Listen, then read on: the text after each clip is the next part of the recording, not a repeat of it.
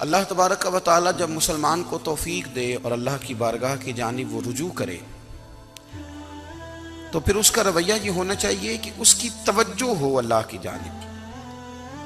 ہمارے ہاں تسبیحات پڑھ لی جاتی ہیں اگر کبھی موقع ملے، لیکن وہ خاص انہماک، وہ خاص شوق، وہ خاص ذوق اللہ تبارک و تعالیٰ کی عبادت کا، ایک ہوتا ہے نماز پڑھنا، ایک ہوتا ہے اہتمام کے ساتھ نماز پڑھنا، یعنی ذرا وقت پہ اٹھنا، ذرا صحیح کر کے وضو کرنا، ذرا شوق سے مصلی بچھانا۔ ایک ہوتا ہے تسبیح پڑھ لینا، اور ایک ہوتا ہے ذرا تھوڑا سا نا شوق کے ساتھ اللہ کو یاد کرنا۔ آپ کبھی جو میں نے آیہ کریمہ پڑھی اس کی آپ شان نزول دیکھیں،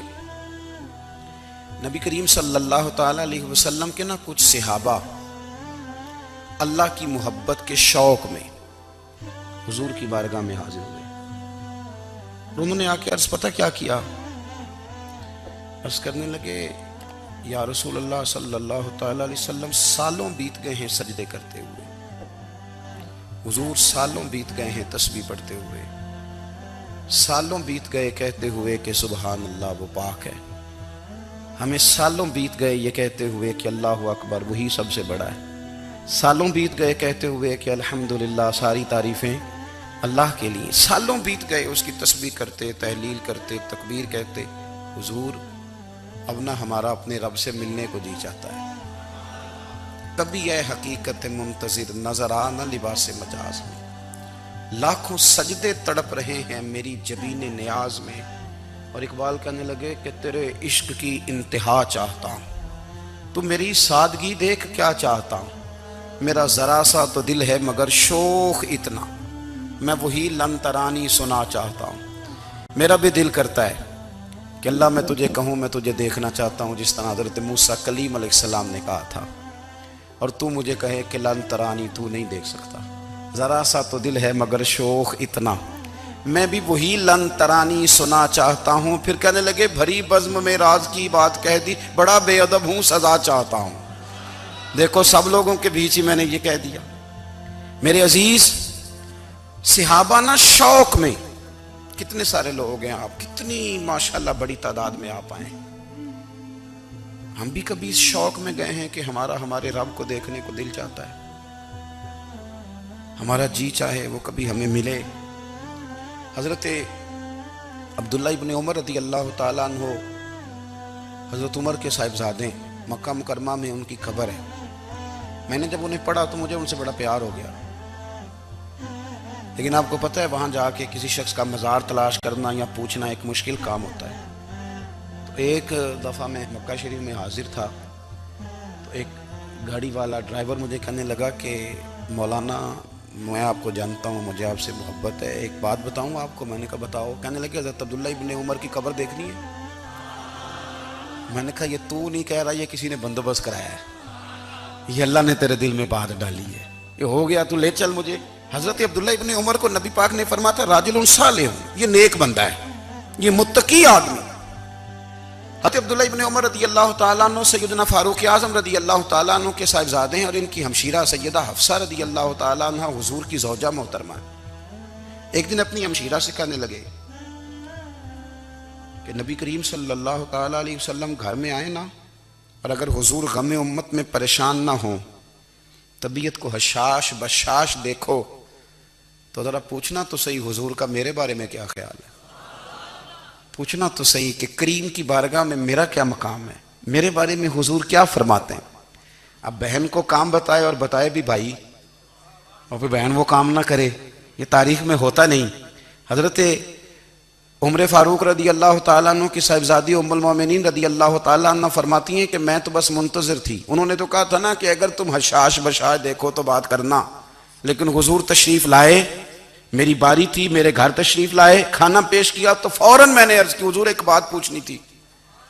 تو حضور نے فرمایا پوچھئے۔ میں نے عرض کی حضور میرے بھائی عبداللہ ابن عمر کے بارے میں آپ کا کیا خیال ہے؟ نوجوانوں میری بات پہ غور کرنا، میرے بھائی کے بارے میں آپ کا کیا خیال ہے؟ تو نبی کریم صلی اللہ تعالیٰ علیہ وآلہ وسلم نے میری طرف دیکھا، اور پھر حضور زیر لب تھوڑا مسکرائے، اور بریلی کے امام کہتے ہیں کہ حضور مسکرا دیتے تھے نا تو جو بڑا دکھی ہوتا تھا وہ بھی ہنس پڑتا تھا۔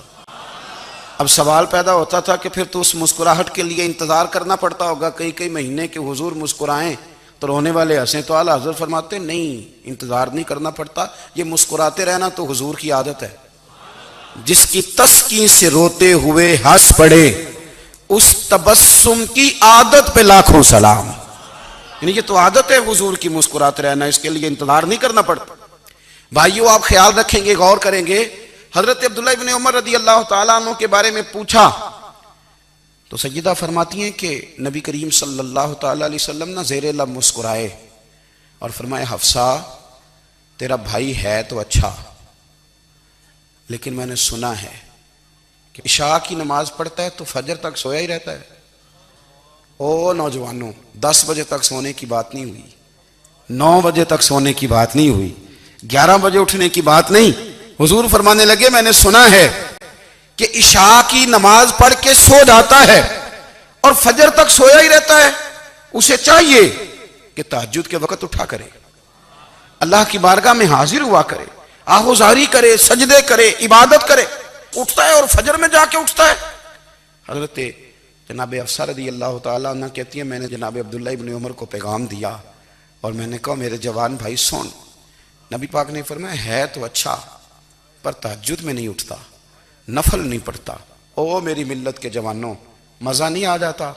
جب ساری دنیا سوئی ہو، ساری دنیا، اور بستر بھی گرم ہو اور نیند بھی پورا غلبہ کر رہی ہو، اور اچانک گھنٹی بجے دماغ میں، آنکھ کھلے، گھڑی پہ نظر پڑے، 3:30 4 بجے کا پیغام گھڑی بتائے، اور کوئی چڑھتی جوانی والا اٹھ کے وضو کرے، اور جب وہ مصلی کھول کے بچھائے تو مدینے والے محبوب کہتے ہیں کہ ہر نماز پہ رب ثواب دیتا ہے، اور جو اٹھ کے تہجد کی نماز پڑھے اسے دیکھ کے تو رب مسکراتا ہے، جو اس کی شان کے لائق ہے، جو اس کی شان کے لائق، وہ مسکراتا ہے، خوش ہوتا ہے کہ میرا بندہ تہجد میں اٹھ گیا، وہ مسکراتا ہے۔ کاش ہماری صبحیں کبھی اپنے مالک کے نام ہو جائیں۔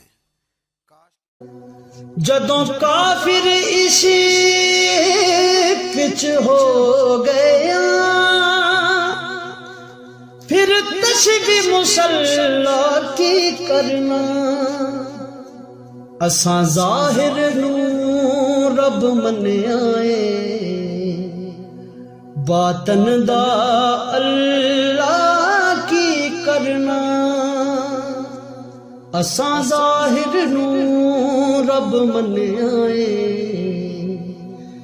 باطن دا اللہ